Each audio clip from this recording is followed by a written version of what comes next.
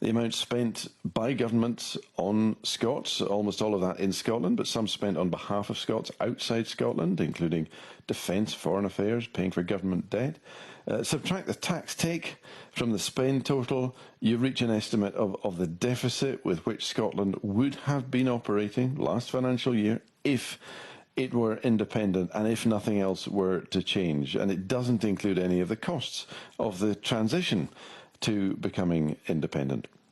More briefly, we could say it's the notional deficit Scotland might have faced if it had been independent last year. And because it's an unsustainably large number for last year as a share of the total economy, last year we were looking at more than 8% compared with that 3% European safe limit. It's awkward, this figure, for the independence cause, therefore heavily used by those who oppose independence. And Douglas, just finally, will this tell us the financial issues that Scotland might have faced if it had been independent at the point that the pandemic struck? Well, it'll show what the extra emergency costs might have been, and it'll show tax revenue falling away.